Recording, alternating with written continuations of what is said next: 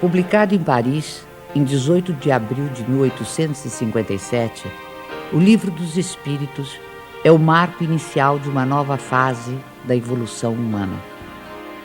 O Espiritismo baseia-se na solidez deste livro, na credibilidade e sabedoria de suas fontes espirituais, na pureza de sua moral evangélica, nos meios de transmissão mediúnica e na coerência de suas revelações. A característica essencial de qualquer revelação tem que ser a verdade. Revelar um segredo é tornar conhecido um fato. Se é falso, já não é um fato e, portanto, não existe revelação.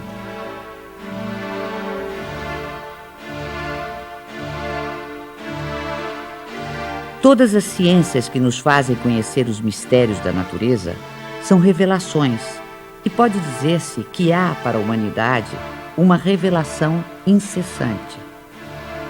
A astronomia revelou o mundo dos astros, que não conhecíamos. A geologia revelou a formação da Terra. A química revelou a lei das afinidades entre as substâncias. A fisiologia revelou as funções do organismo.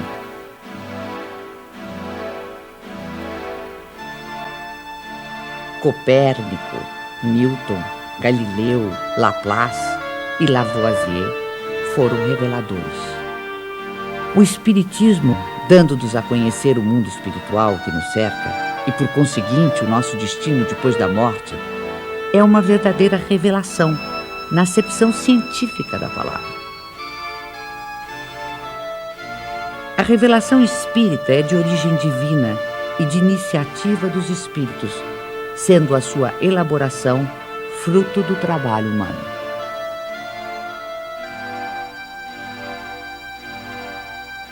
Obedecendo a uma sequência histórica, a primeira revelação divina teve sua personificação em Moisés, a segunda no Cristo. A terceira não a tem em um só indivíduo.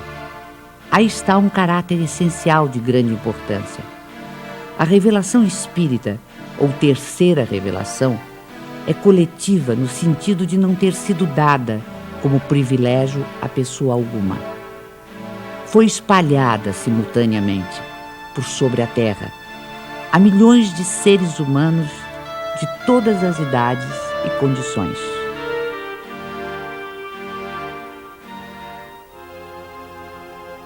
As revelações de Moisés e de Cristo, sendo resultado do ensino pessoal, apareceram num só ponto em torno do qual a ideia se propagou pouco a pouco. Mas foram precisos muitos séculos para que atingissem as extremidades do mundo, sem mesmo o cobrirem inteiramente. A revelação espírita, não estando personificada em um só indivíduo, surgiu simultaneamente em milhares de pontos diferentes, que se tornaram centros ou focos de irradiação. Se o Cristo não disse tudo quanto poderia dizer, é que julgou conveniente deixar certas verdades veladas, até que os homens chegassem ao estado de compreendê-las.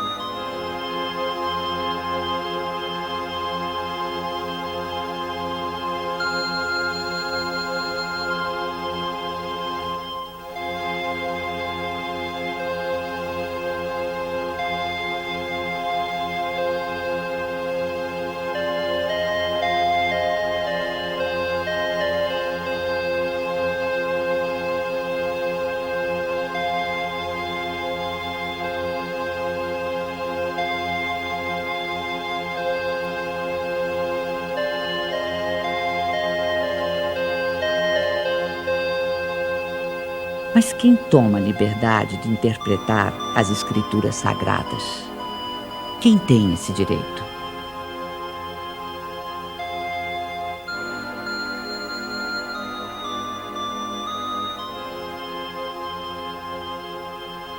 Neste século de emancipação intelectual e de liberdade de consciência, o direito de exame pertence a todos, cientistas, religiosos, filósofos e pesquisadores.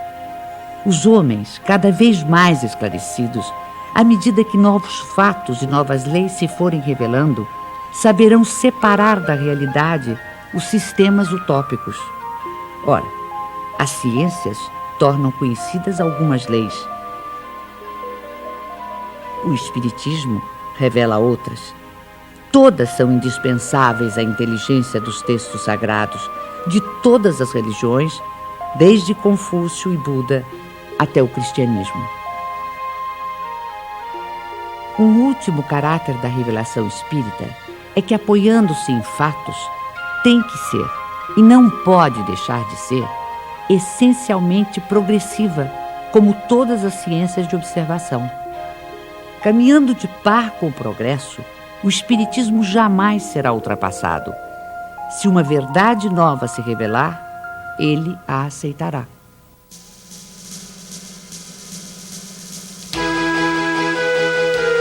Hoje, mais de 100 anos depois da publicação do Livro dos Espíritos, nenhum dos princípios fundamentais do Espiritismo foi abalado. Todos permanecem intactos. E isso num século em que o mundo sofreu radicais transformações em todos os campos do conhecimento.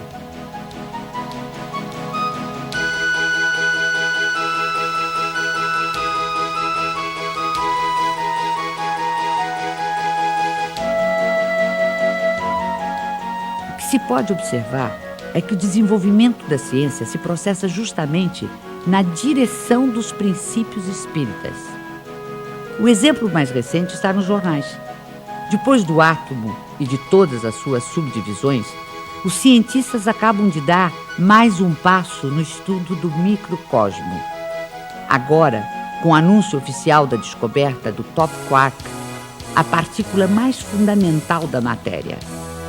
Esta conquista científica, que ajudará a entender planetas, estrelas, galáxias e a própria vida, vem confirmar ensinamentos que já nos haviam sido antecipados pelo capítulo 2º do Livro dos Espíritos, sobre os elementos gerais do universo e as propriedades da matéria.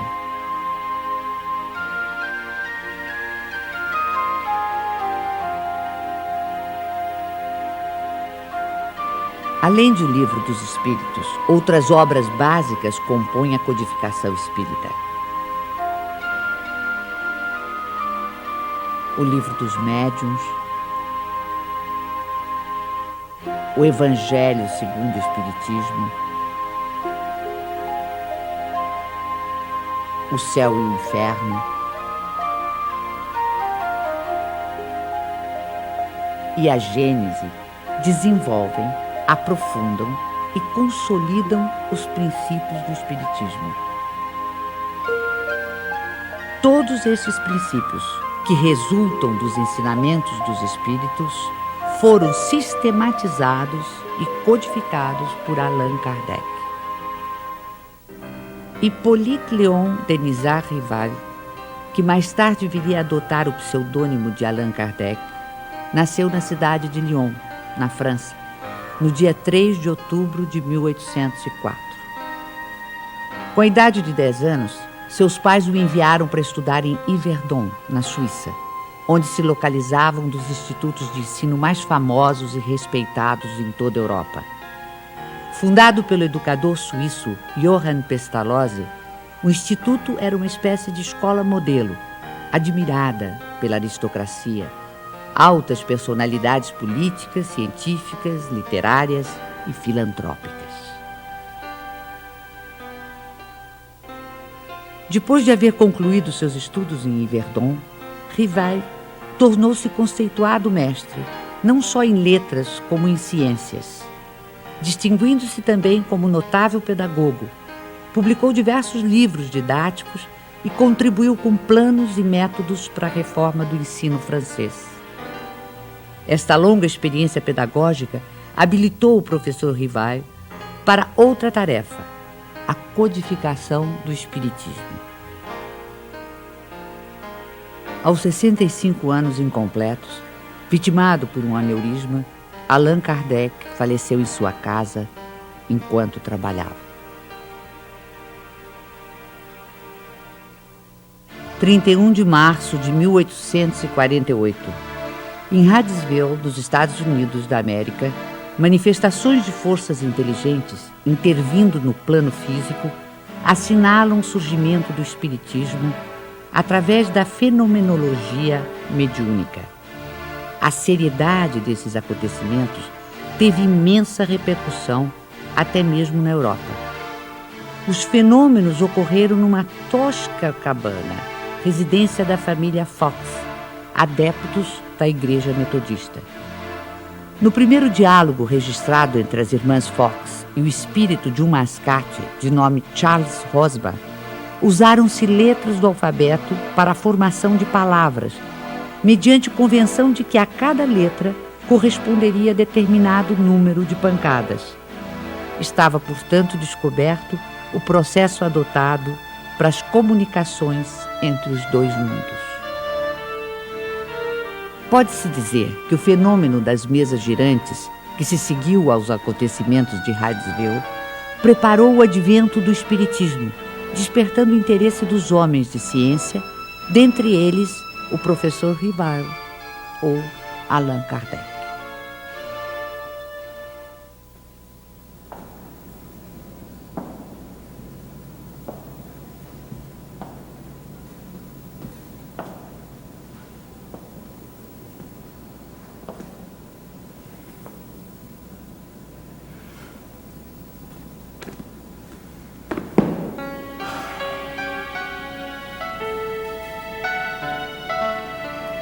Foi em 1854 que pela primeira vez ouvi falar das mesas girantes.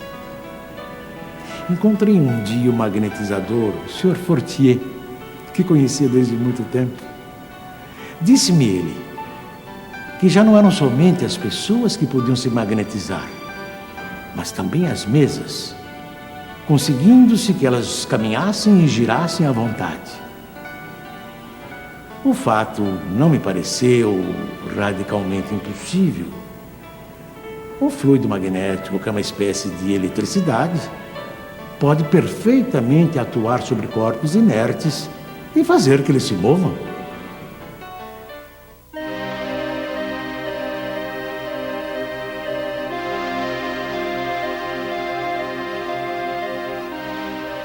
Algum tempo depois, encontrei-me novamente com o Sr. Fortier, que me disse ter um fato muito mais extraordinário. A mesa não só se movia, como também falava. Interrogada, ela respondia através de sinais.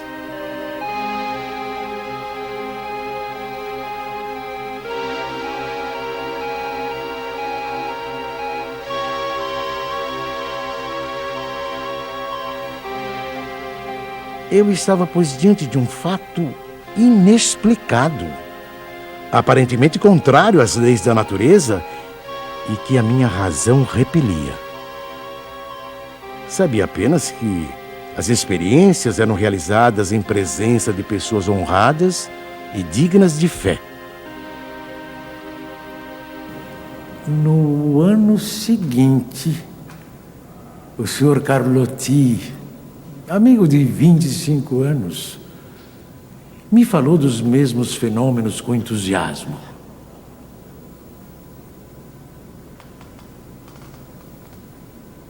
Foi ele o primeiro a me mencionar a intervenção dos espíritos. E me contou tantas coisas surpreendentes que, longe de me convencer, me aumentou as dúvidas.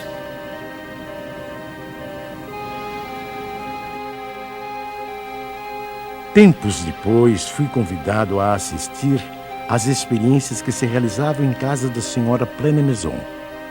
Aceitei imediatamente.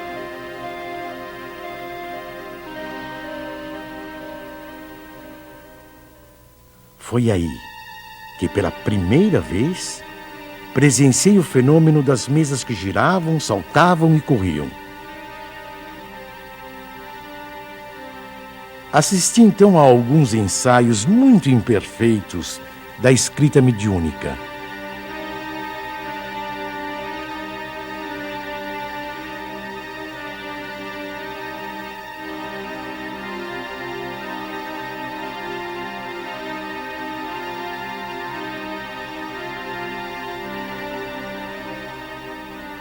Sem dúvida, havia ali um fato que necessariamente decorria de uma causa.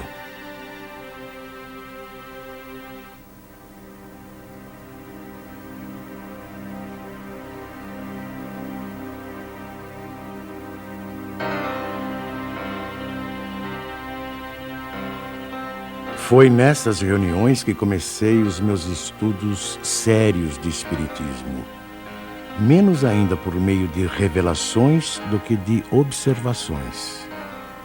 Apliquei a essa nova ciência, como o fizera até então, o método experimental. Nunca elaborei teorias preconcebidas. Observava cuidadosamente, comparava, deduzia consequências. Dos efeitos, procurava remontar as causas por dedução e pelo encadeamento lógico dos fatos.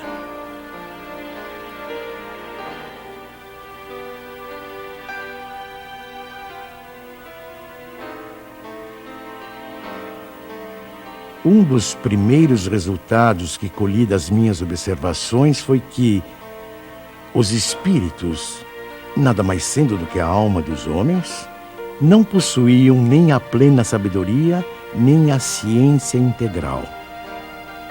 O saber de que dispunham se limitava ao grau que haviam alcançado de adiantamento. A opinião deles só tinha o valor de uma opinião pessoal. Esta constatação me preservou de acreditar na infalibilidade dos espíritos e me impediu de formular teorias prematuras, tendo por base o que fora dito por alguns deles.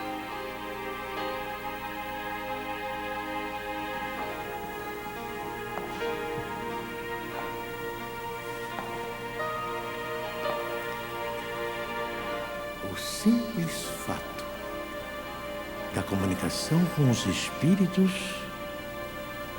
dissessem eles o que dissessem, provaria a existência do mundo invisível ambiente. Já era um ponto essencial, um imenso campo aberto às nossas explorações.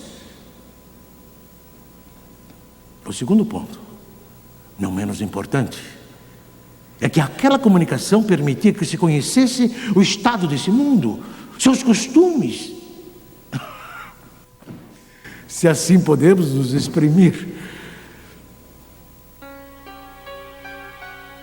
No ano seguinte, em 1856, passei a frequentar também as reuniões espíritas que se celebravam em casa do Sr. Rustam. Eram sérias essas reuniões e se realizavam com ordem. As perguntas fúteis haviam perdido todo atrativo para a maioria das pessoas. Quanto a mim, ia obtendo a resolução dos problemas que me interessavam, do ponto de vista da filosofia, da psicologia e da natureza do mundo invisível. Levava para cada sessão uma série de questões preparadas e metodicamente dispostas. Pouco a pouco, as sessões iam assumindo caráter muito diverso. Entre os assistentes contavam-se físicos, matemáticos, estudiosos e cientistas das mais diferentes áreas do conhecimento humano. Todos formulando perguntas, aprofundando temas e questões.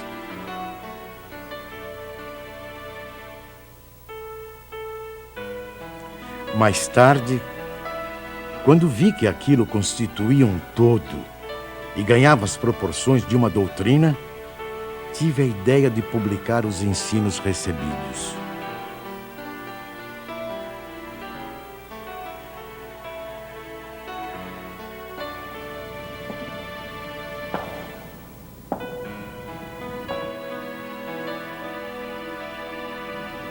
O meu trabalho, em grande parte, já estava concluído e tinha as proporções de um livro. Mas eu fazia questão de submetê-lo ao exame de outros espíritos, com o auxílio de diferentes médiuns. Mais de 10 médiuns participaram do trabalho. Da comparação e da fusão de todas as respostas coordenadas, classificadas, e muitas vezes retocadas no silêncio da meditação, foi que eu organizei a primeira edição de O Livro dos Espíritos.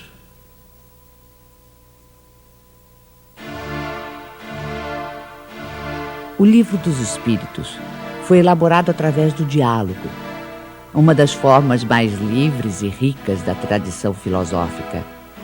Hegel definiu a estrutura do diálogo em tese, antítese e síntese. Marx e Engels deram a ele um sentido materialista e revolucionário.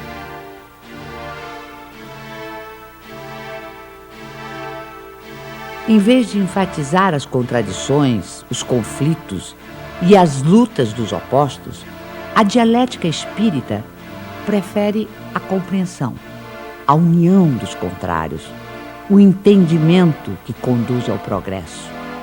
Pela primeira vez surge uma comunicação como esta. O mundo do desconhecido se vai revelando ao ser humano, que passa a poder avaliar, de modo objetivo e racional, o sentido maior de sua existência terrena, a importância do cumprimento das responsabilidades assumidas, a finalidade do aprendizado individual e coletivo para o aperfeiçoamento de todos e de cada um, sem exceção.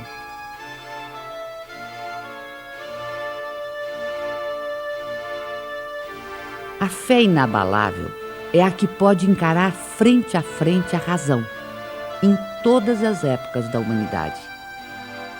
É aí que reside a principal força do Espiritismo. Força que não fica apenas circunscrita ao plano filosófico, mas que também se estende aos planos científico e religioso. Científico, porque o Espiritismo é uma ciência que demonstra experimentalmente a existência da alma e sua imortalidade. O diálogo ou intercâmbio mediúnico entre o mundo espiritual e o mundo corporal vem abrir uma nova era nos estudos espirituais.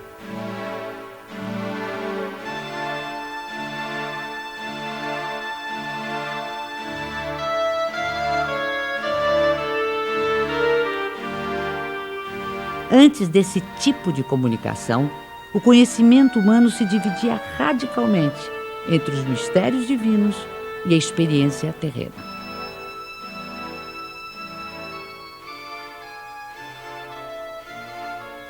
A dialética espírita modifica essa ordem de coisas, mostrando a possibilidade de tratarmos os temas espirituais através da mesma razão que aplicamos às questões materiais.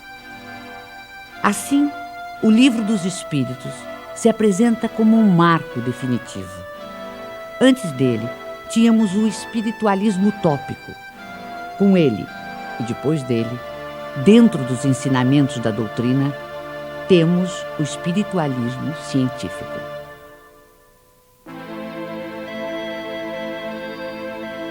Não existe o sobrenatural senão para o desconhecimento humano das leis naturais. No plano religioso, o Espiritismo nos leva a compreender o significado e verdadeira extensão da palavra fé. O Espiritismo não tem cultos instituídos, nem igrejas, nem imagens, nem rituais, nem dogmas, nem mesmo hierarquia sacerdotal ou sacerdócio. Através dos ensinamentos espíritas, pode-se fazer uma diferença entre religião propriamente dita e religiões no sentido de seitas humanas.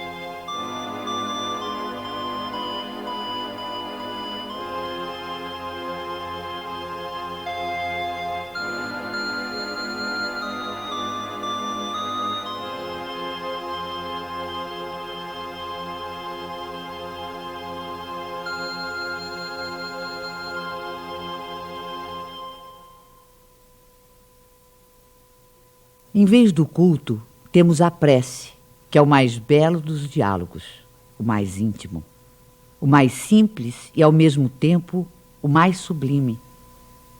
Pela prece sincera, pensamos em Deus numa evocação de pedido, de agradecimento ou de glorificação.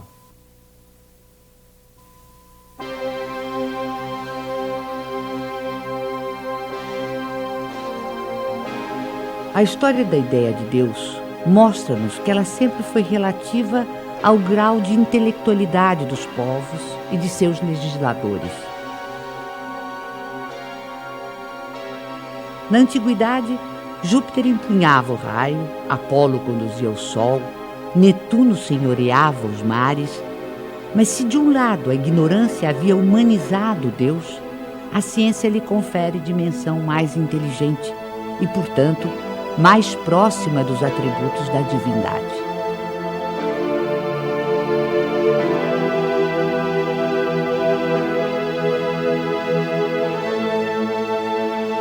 Racionalmente não é possível admitir um efeito sem causa. Olhando o universo imenso, a ordem e harmonia a que obedece a marcha dos mundos inumeráveis, olhando ainda os seres da natureza, o reino vegetal e os minerais, com suas admiráveis variedades,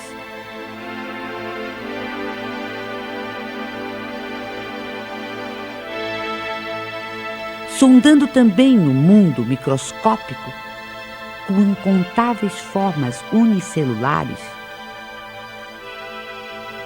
toda essa imensidão, profusão e beleza nos obriga a crer em Deus como causa necessária. O feto não pode conhecer a dimensão de quem lhe dará a luz, da mesma forma que o homem é incapaz de perceber Deus em sua divina essência. Mesmo depois da morte, dispondo de faculdades perceptivas menos materiais, não pode ainda o espírito imperfeito perceber totalmente a natureza divina. Como recém-nascido, precisará crescer e evoluir para, aos poucos, adquirir entendimento.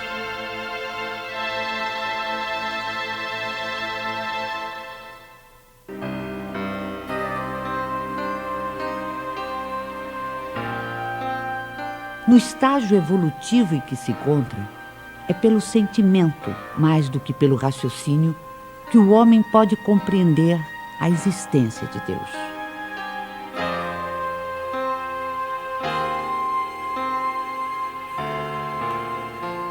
Allan Kardec colocou logo no início do Livro dos Espíritos um capítulo que trata exclusivamente de Deus.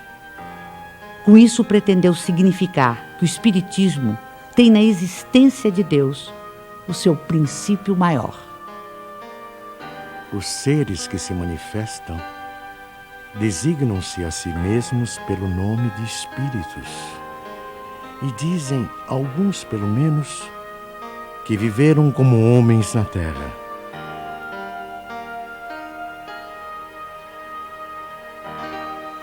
Os principais ensinamentos que eles nos transmitiram.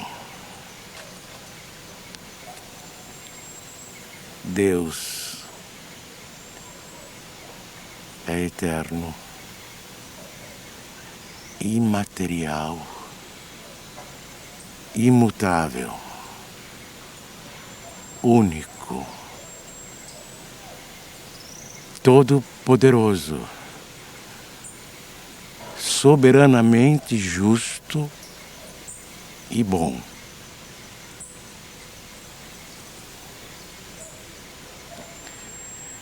Este é o melhor conceito que a nossa limitada inteligência pode fazer daquele que criou o universo. O universo compreende todos os seres animados e inanimados, materiais e imateriais.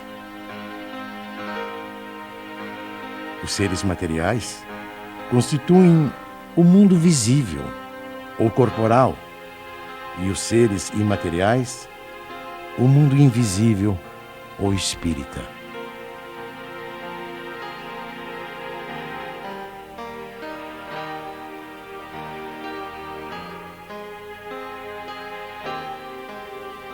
O mundo espírita é o mundo normal, primeiro, eterno. O mundo corporal é secundário.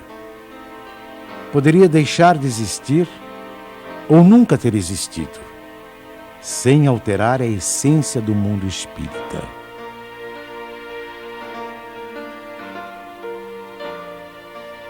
Os espíritos revestem temporariamente um invólucro material, perecível, e sua destruição pela morte os devolve à liberdade.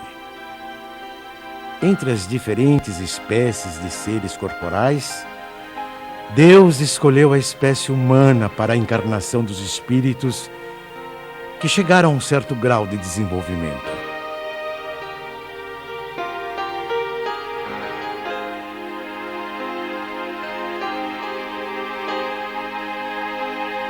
A alma é um espírito que encarnou e, portanto, um ser imaterial e individual que reside em nosso corpo e a ele sobrevive.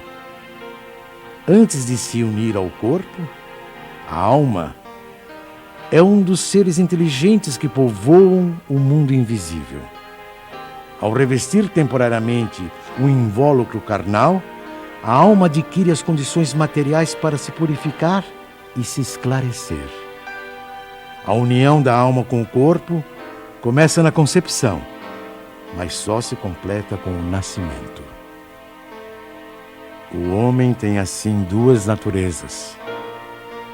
Pelo corpo, participa da natureza dos animais, dos quais possui os instintos e o mesmo princípio vital. Pela alma, participa da natureza dos espíritos.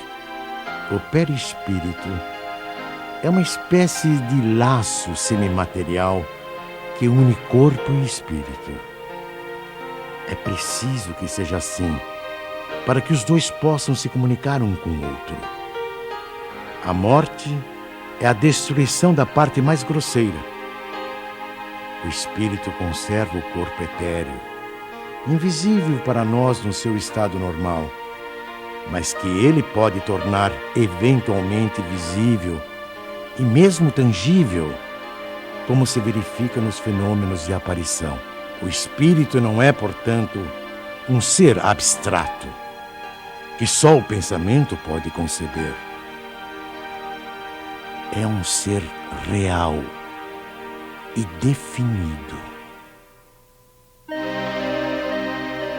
As diferentes encarnações ou existências corpóreas do espírito são sempre progressivas e jamais regressivas. Mas a rapidez do seu progresso depende dos esforços que ele faça para chegar à perfeição. A vida terrena seria assim uma espécie de escola, em que os alunos, embora nunca regridam às séries anteriores, são obrigados a repetir de ano até compreenderem o que lhes foi ensinado.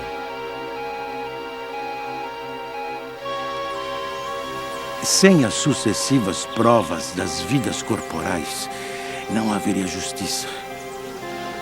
Por isso, todos contamos muitas existências. O principal objetivo da reencarnação reside no melhoramento progressivo da humanidade. A influência dos espíritos sobre os nossos pensamentos e atos é indiscutível. Pensar é vibrar, é entrar em relação com o universo espiritual que nos envolve.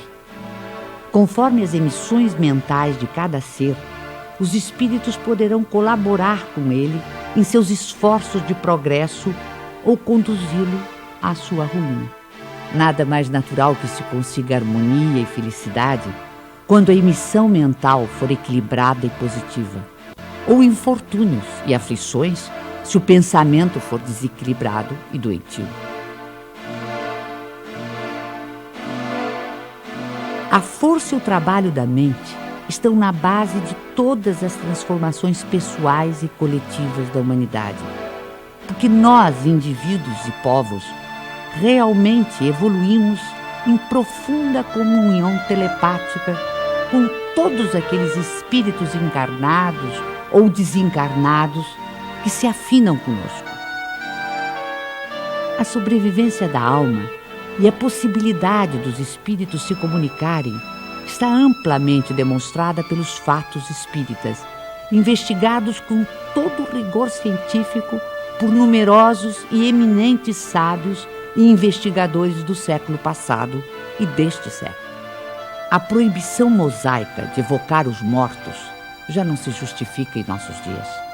O intercâmbio espiritual ou mediúnico, praticado pelo Espiritismo, se faz pelo predomínio da razão e da ciência e tem como principal finalidade a elevação espiritual e o aperfeiçoamento dos espíritos encarnados e desencarnados com base nos sentimentos de solidariedade e de fraternidade. Assim, a prática mediúnica, bem orientada, é um fator de progresso humano pelos benefícios que produz, tanto no mundo invisível quanto no mundo material. Repelir as comunicações dos espíritos é repudiar o meio mais poderoso de instruir-se pela iniciação nos conhecimentos da vida futura. Todo aquele que sente, num grau qualquer, a influência dos espíritos é, por esse fato, médium. Essa faculdade é inerente ao ser humano, não constitui, portanto, um privilégio exclusivo. Atraímos os espíritos que se afinam conosco, tanto quanto somos por eles atraídos.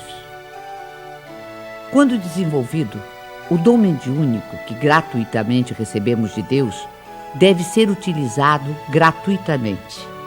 O médium de elevados princípios morais, que encontra na vivência evangélica a sua conduta de vida, cumpre o exercício da mediunidade com trabalho e paciência, e a ele se dedica exclusivamente por amor. Geralmente, os médiuns têm uma aptidão especial para diferentes fenômenos.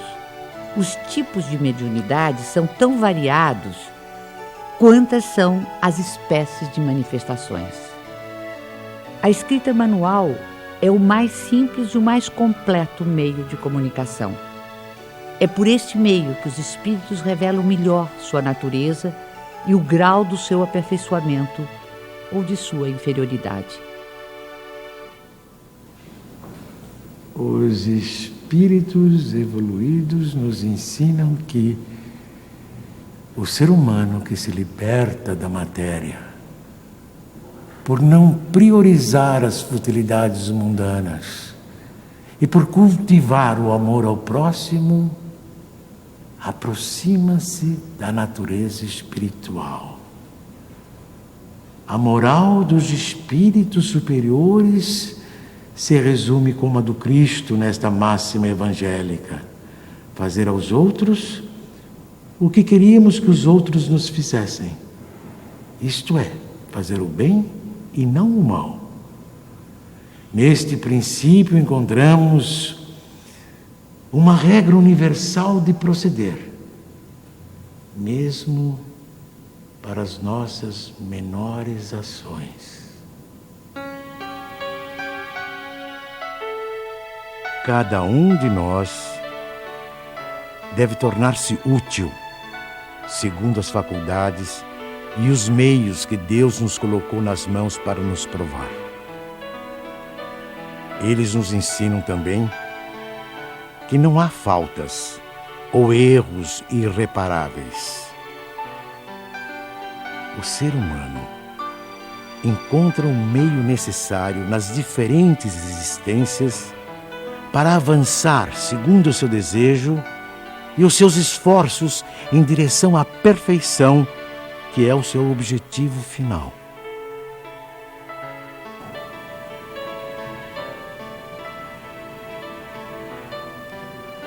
Este é o resumo da doutrina espírita,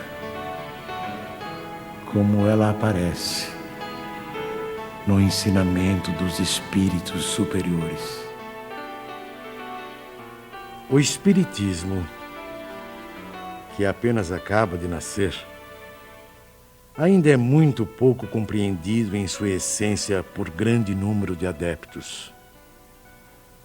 Mas posso imaginar uma associação ou sociedade em que seus componentes se reúnam com o propósito de se instruírem e não na expectativa de presenciarem fenômenos extraordinários. Uma associação indissolúvel, onde haja confiança mútua e recíproca benevolência.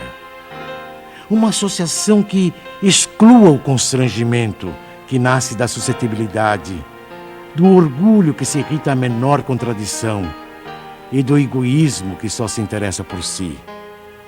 Esses grupos, correspondendo-se entre si, visitando-se, permutando observações, podem, desde já, formar o núcleo básico que um dia reunirá todas as opiniões, unindo os homens no mesmo sentimento de amor e de fraternidade cristã.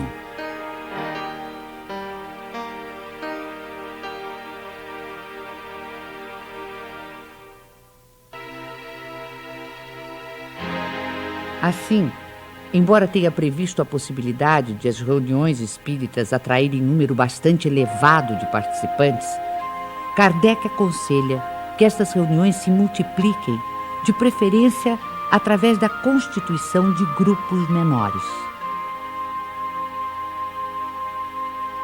Espalhados por todo o mundo, os centros espíritas constituem-se em abençoadas escolas. São centros de estudo, de fraternidade, de oração e de trabalho. Pelo volume de obras que realizam, tornaram-se também verdadeiras instituições sociais e assistenciais, que têm sempre presente o espírito do núcleo básico de que nos fala Kardec. Núcleo de amor, onde o aperfeiçoamento individual é prioritário, porque leva naturalmente ao aperfeiçoamento do grupo social e da humanidade.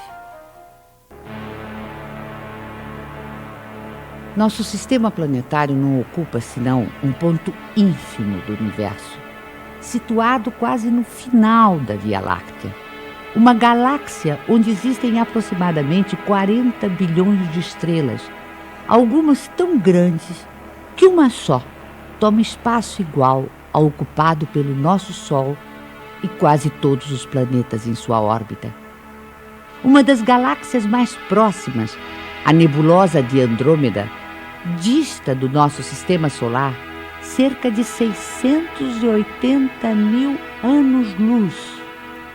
Ora, se o universo tem tais dimensões e se o número de planetas existentes conta-se pela ordem de trilhões ou mais, seria ingenuidade supor que apenas a Terra seja habitada por seres racionais.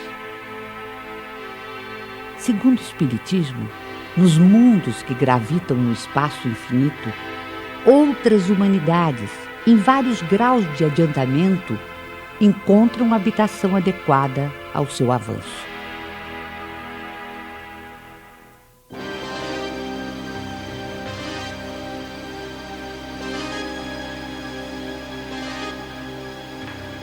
Dentre os mundos inferiores, encontra-se a Terra, com suas expiações e provas, com seus extremismos políticos, intolerâncias ideológicas, fanatismos religiosos e injustiças sociais. Aqui, seus habitantes levam uma vida instável, de lutas e trabalhos penosos, com mais momentos de infelicidade do que de alegrias.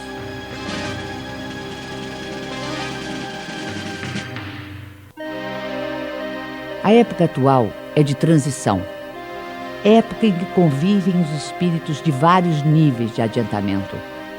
Assistimos à partida de uns e a chegada de outros. A evolução é contínua. Em cada criança que nascer, em vez de um espírito atrasado e inclinado ao mal, que antes nela encarnaria, virá um espírito mais adiantado e propenso ao bem.